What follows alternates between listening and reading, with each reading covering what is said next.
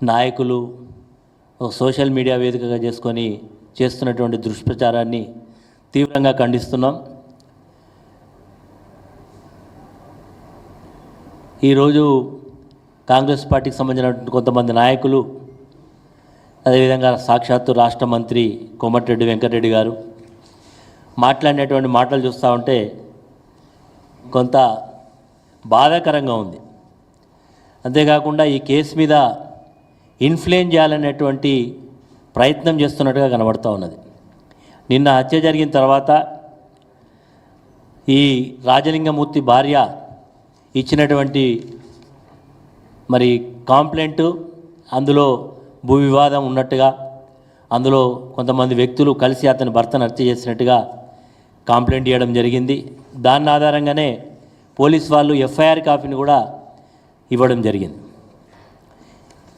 చాలా స్పష్టంగా చంపినటువంటి వ్యక్తులు పోలీసుల దగ్గర, మరి పోలీసులు పట్టుకున్నారా, పోలీసుల వాళ్ళు లొంగిపోయినా నాకు సమాచారం లేదు, కానీ పోలీసుల దగ్గర ఉన్నట్టుగా మాకు సమాచారం ఉంది. చంపినటువంటి వాళ్ళు మేము చంపినామని చెప్తా ఉన్నారు. దానికి సంబంధించినటువంటి విషయాలన్నీ కూడా తెలిసిన తర్వాత ఈరోజు వీళ్ళు మాట్లాడేటువంటి మాటలు చూస్తూ ఉంటే ఈ యొక్క హత్యా కోణాన్ని ఒక రాజకీయ దురుద్దేశంతో బీఆర్ఎస్ పార్టీ పైన, సాక్షాత్తు మాజీ ముఖ్యమంత్రి కేసీఆర్ గారిపైన, హరీష్ రావు గారిపైన, నాపైన చుట్టేటువంటి ప్రయత్నం చేస్తున్నట్టు కనబడుతూ ఉన్నది. ఎందుకంటే ఈ యొక్క రాజలింగమూర్తి అనేటువంటి వ్యక్తి కాళేశ్వరం ప్రాజెక్టు మీద ఒక కేసు వేసిండు. ఆ కేసు వేసినందుకే మంత్రి అయితే సాక్షాత్తు వెంకటరమణారెడ్డి హత్య చేయించిండని చెప్తా ఉన్నాడు. ఏ ఆధారంతో ఆయన మాట్లాడుతున్నాడో ఆయన నోటికే మొక్కాలి.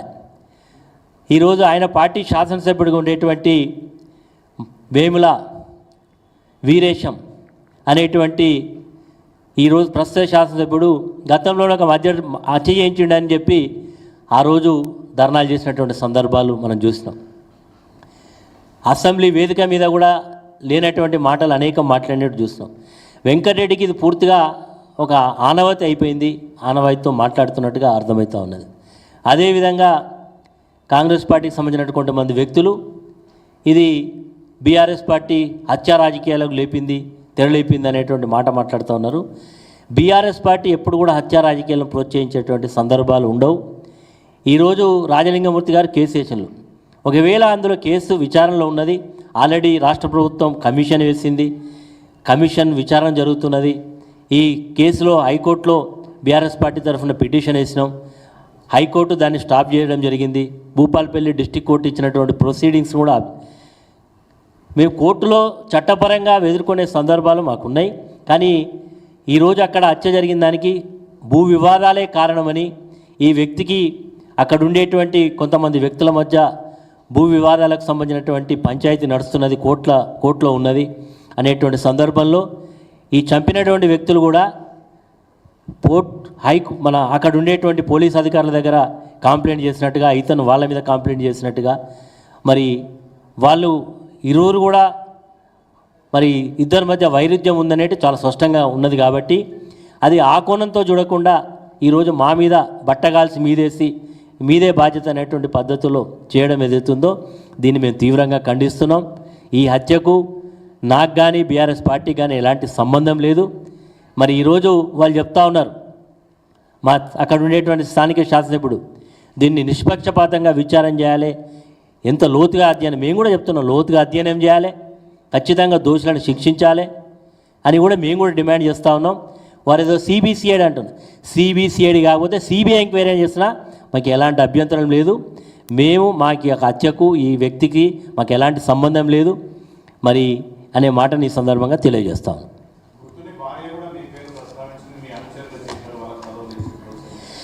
ఈరోజు ముత్తుడి భార్య ఇచ్చినటువంటి కంప్లైంటు ఏ రకంగా ఉంది, కొన్ని గంటలు మారిన తర్వాత కొంతమంది వ్యక్తులు వారిని ప్రేరేపితం చేసి మాట్లాడించినట్టుగా కనబడుతూ ఉన్నది తప్ప, ఇది గతంలో ఈరోజు ఎవరైతే ఆమె ఆరోపణ చేస్తూ ఉన్నదో ఆమె గతంలో బీఆర్ఎస్ పార్టీ నుంచి కౌన్సిలర్గా గెలిచినటువంటి ఆమె వాళ్ళ యొక్క విధానాలు నచ్చగానే వారిని పార్టీ నుంచి దూరం పెట్టడం జరిగింది. ఈరోజు ఆమె మాట్లాడినటువంటి మాట కొంతమంది వ్యక్తుల యొక్క ప్రేరేపణతో మాట్లాడినట్టుగా ఉన్నాయి. మరి ఈరోజు నిజంగా మేము చెప్తా ఉన్నాం, అక్కడ ఉండేటువంటి పోలీస్ అధికారులకు వాస్తవాలని కూడా తెలుసు. అక్కడ ఉండేటువంటి భూ వివాదాల్లో ఎంతవరకు ఇతను కూరుకుపోయిండు, ఇతను ఒక రౌడీ షీటర్గా కూడా ఉన్నాడు, చాలా లిటిగెంట్ అనేది కూడా అక్కడ ఉండేటువంటి భూపాలపల్లి ఎవరైనా చెప్తారు. కాబట్టి అతని యొక్క హత్యకు ఆ భూ వివాదమే తప్ప నాకు కానీ మా పార్టీ కానీ ఎలాంటి సంబంధం లేదు.